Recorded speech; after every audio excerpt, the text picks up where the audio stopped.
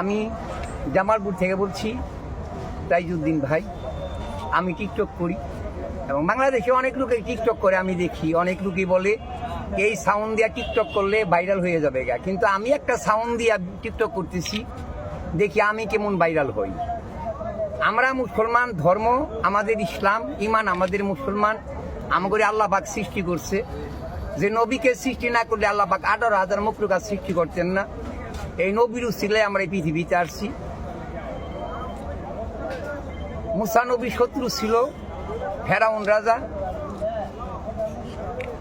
ইব্রাহিমের শত্রু ছিল সাদ্দাত, আবার নবীর শত্রু ছিল আবু জাহেল।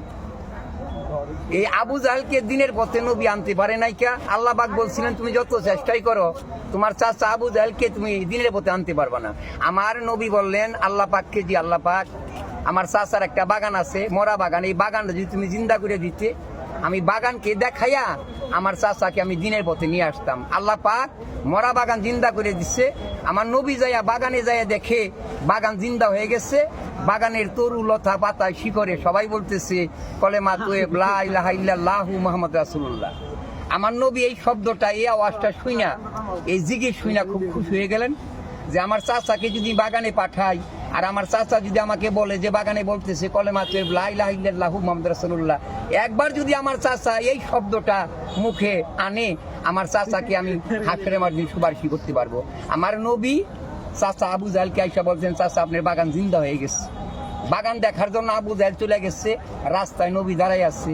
আবু জাহেল যায় দেখে বাগানের তরুলতা পাতা শিকড়ে সবাই বলতেছেন কলেমা তোয়েব লা ইলাহা ইল্লাল্লাহু মুহাম্মদ রাসূলুল্লাহ।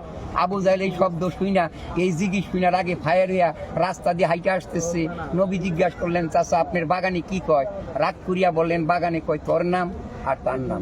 তবু সে আল্লাহ রসুলের নাম উনি বললেন না। তা আমাদের ধর্ম ইসলাম, ইমান আমাদের মুসলমান। আমরা ব্যবসা করি, টিকটক করি, যাই করি, আমাদের কিন্তু নামাজ রোজা এটা করতে হবে। এবং আমাদের শেষ পুঁজি হইল নামাজ, আল্লাহর ইবাদত। তাই আমি প্রতিটা মুসলমান ভাইকে বলবো সবাই মিলে নামাজ পড়বেন, আল্লাহকে ডাকবেন, সবাই মসজিদে যাবেন। ভালো থাকবেন, সুস্থ থাকবেন। আসসালামু আলাইকুম।